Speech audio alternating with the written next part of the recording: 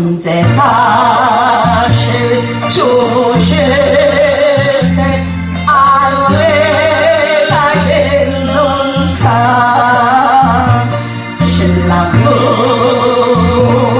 오실 주님 아들 좀 내렸는가 괴로운 눈물 걸려 저리 만날 수 없어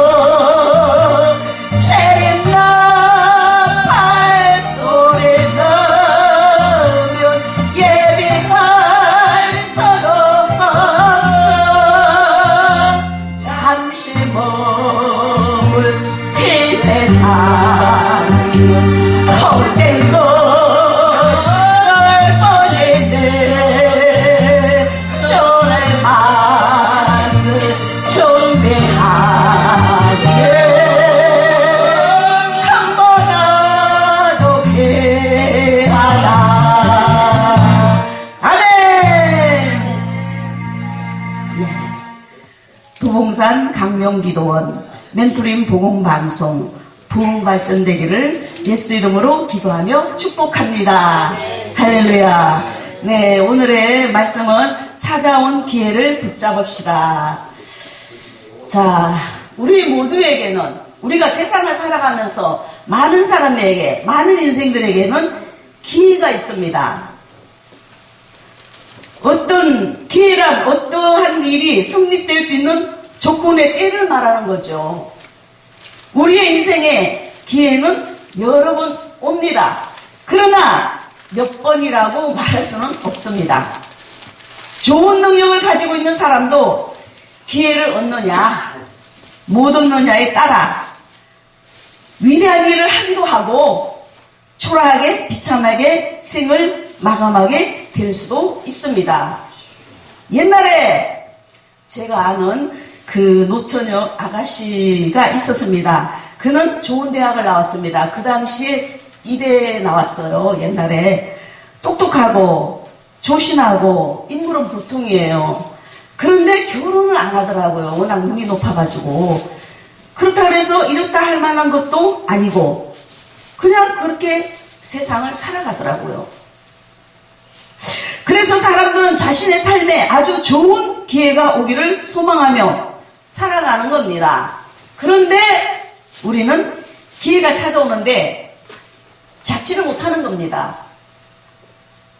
예수님께서 이스라엘 땅 베들레헴에서 나셨을 때 수많은 징조가 보였고 구약 예언에도 성취되었고 이렇게 명백하게 그들에게 오셨고 영접하라 말씀하셨지만 그들은 오히려 그 기회를 발로 차버리고 예수님을 십자가에 못 박았습니다. 그들에게 기회는 왔지만 잡지를 못한 것입니다. 오늘 본문의 주인공은 리브가는 지금 인생에 엄청난 갈림길에 놓여져 있습니다. 하나는 천만인의 어미가 되어서 성공의 기회를, 또 다른 하나는 이름 없는 촌부의 아내가 되어서 흔적 없이 사라질 기회. 이 두 가지입니다.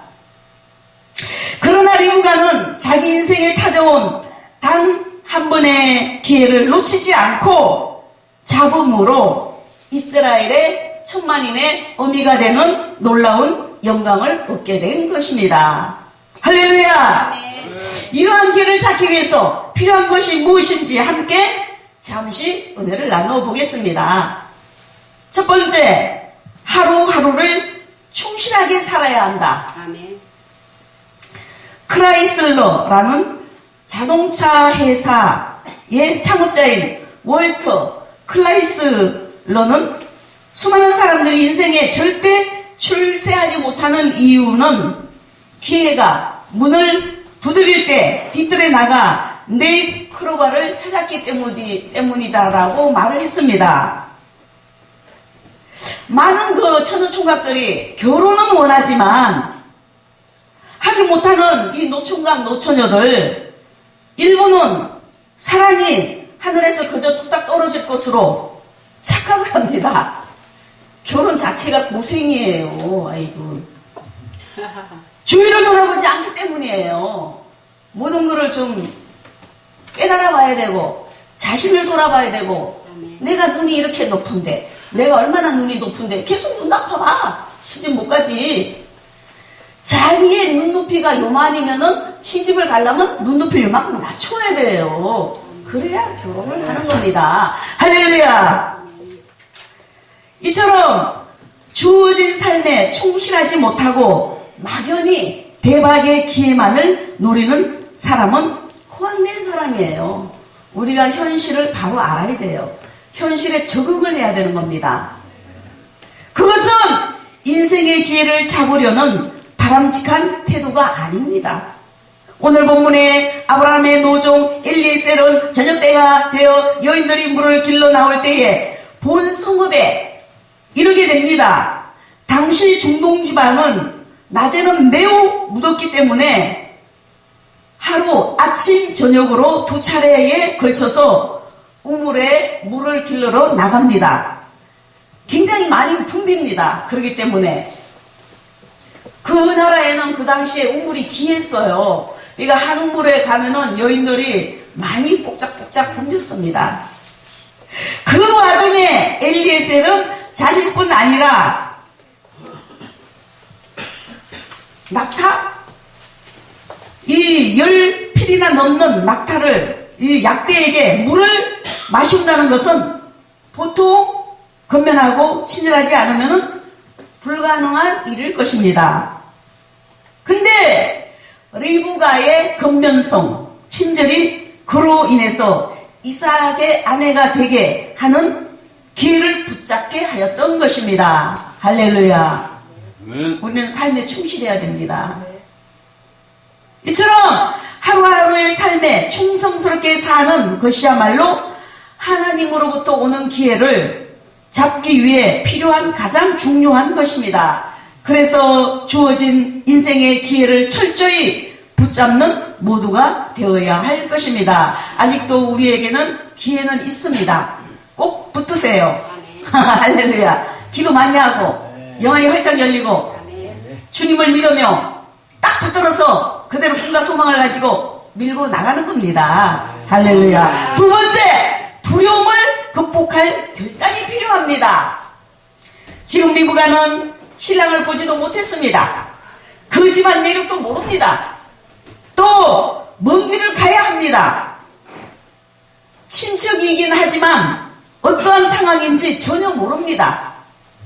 그리고 또 즉시 떠나야 합니다.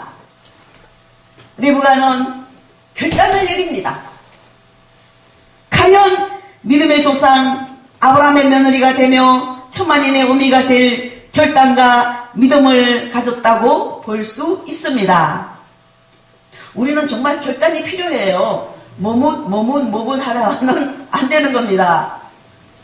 엘리야가 요쪽에 바알 섬기는 사람들, 저쪽에 하나님을 믿는 사람들 중간에서 하나님을 택하든지 말든지 왜 중간에서 뭐문 하느냐 그랬단 말이에요. 하나님께로 올라면 싹 와버리고 안 올라면 말아버리고.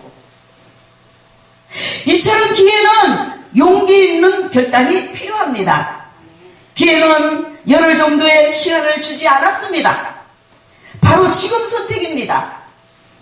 엘리에셀의 요청처럼 두렵고 알 수 없는 미래가 우리를 막연한 공포가 우리를 현실에 안주하게 하고 머물도록 유혹하여도 믿음으로 그 기회를 부여잡아 기회를 선용하는 우리 모두가 되시기를 주님의 이름으로 부탁드립니다. 할렐루야. 세 번째, 버려야 할 것은 가감히 포기해야 합니다. 옛날에 제가 기도원을 할 때 목사 돼야 돼요. 신학 공부해야 돼요. 신학교 가야 돼요. 사명자예요. 그렇게 많이 말을 해줬어요. 저는 서론이 필요가 없어요. 그냥 결론만 딱딱딱딱 말해주는 거예요. 어메? 백불 사보겠네? 나보고 신학 가란다? 여자가 이쁘더라고. 젊고 그러니까 교만이 많으니까 신학 안중에도 없죠. 하여튼 알아서 하세요. 신학 가야 될 거예요. 근데 드디어 5년 후에야 신학을 하더라고. 바로 순종하고 바로 밀고 나가면 길은 열리잖아요. 근데 5년만 늦어졌겠어요? 나중에 보니까 뭐 전도사라 그러고 뭐 그러더라고요. 그러니까 하나님 말씀은 무조건 순종이에요. 내 생각으로 요리조리 따지면 안 돼요. 할렐루야. 자, 세 번째, 버려야 할 것은 가감히 포기해야 합니다. 언제나 선택을 하면서 또 다른 포기를 해야 합니다. 다 붙들려고 그러면 안 돼요. 기회를 선택하기 위해서는 반드시 우리가 움켜쥐고 있는 것을 내려놓아야 합니다. 할렐루야. 리브가는 뜻하지 않는 기회를 맞이했고 그것을 선택했습니다. 리브가는 그 기회를 잡은 대가로 사랑하는 가족과 고향을 포기해야 했습니다. 부모와 아쉬운 작별의 시간도 가강히 포기하는 겁니다. 이런 포기 없이는 결코 기회를 붙잡을 수 없는 것입니다. 이것도 저것도 다 가지면 뭐가 된대요? 아니죠. 주님을 붙들려면은 내가 좋아하는 세상 어떤 것도 다 포기해야 되는 거예요. 춤추러도 다니고 주님도 섬기고 그거 안 되죠. 우리가 기회를 붙잡았음에도 실패하는 이유는 이처럼 버려야 할 것을, 희생해야 할 것을 가감히 버리지 못하기 때문에, 응? 그래서 실패하는 거예요. 기회를 깍 붙들으려면은 내가 과거에 좋아하던 거 싹 없애버려야 돼요. 어떤 목사님은 목사님인데도 화장실 가서 담배 피우는 거 나한테 들켰어요. 뭐 피우는 거야 어쩔 수 없지만 해서 목사님 담배부터 끊어야 되겠네요. 막 그랬거든요. 이게 어쩐지 옆에다 사탕을 잔뜩 갖다 놓고 자꾸 사탕을 먹더라고. 자,